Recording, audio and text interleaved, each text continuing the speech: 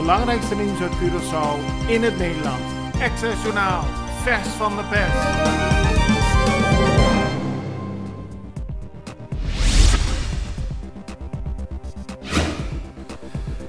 Het parlement van Curaçao is gisteren akkoord gegaan met de aanpassing van de verkeerswet. 15 parlementariërs stemden voor, 4 stemden tegen. Met de wet kunnen mensen hun autoruiten donkerder tinten.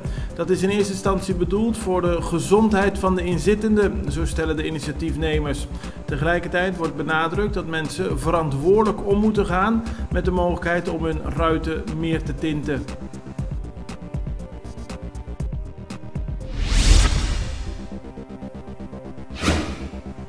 Tijdens de behandeling van de aanpassing van de verkeerswet ontstond er irritatie in het parlement. MFK-parlementariër Gilbert Duran vond het vreemd dat PAR-parlementariër Quincy Quirigori tegen de aanpassing van de verkeerswet stemt, terwijl zijn eigen auto wel heel donker getinte ruiten heeft.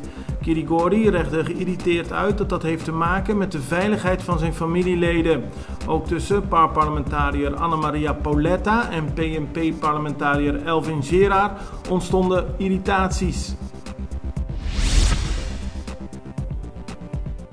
Na Colectra, nós toma tempo para servir ora com mais de comigo.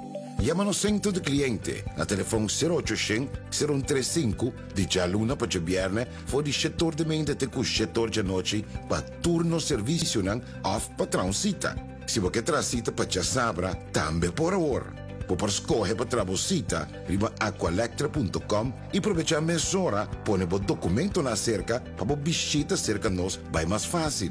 Sim, a Colectra su centro de cliente wordt klaar para servir na momento que você come a bo.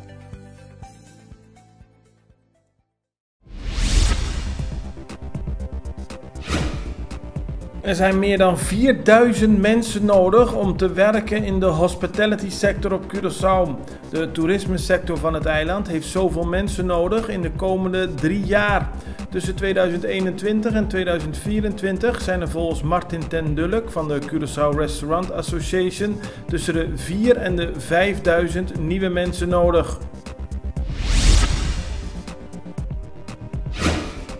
Op 19 maart wordt er door de toerismeorganisatie Chata en de Curaçao Restaurant Association een jobfair gehouden.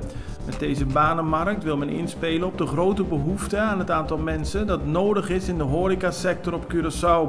Volgens minister van Sociale Ontwikkeling, Arbeid en Welzijn, Roetmilda Larmonie Cecilia, zal de overheid naar aanleiding van deze banenmarkt, waar nodig, haar beleid aanpassen om te zorgen dat zoveel mogelijk Curaçaoënaars de komende jaren een baan kunnen vinden in de horecasector.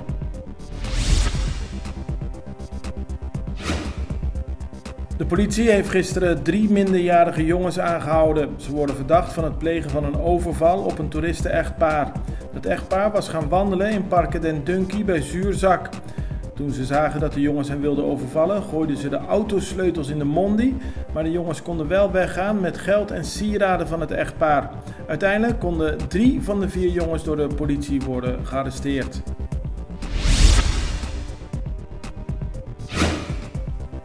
Onbekenden hebben een kluis opengebroken in een back-office van Boase Luxury Resort. Dat gebeurde in de vroege dinsdagochtend. Van de overval zijn beelden op internet verschenen. Daarin is te zien dat verschillende mannen het kantoor binnendringen. Ze bedreigen een van de bewakers. Uiteindelijk zouden ze er met geld uit de kluis vandoor gaan. Maar Boase wil geen details over de zaak bekendmaken.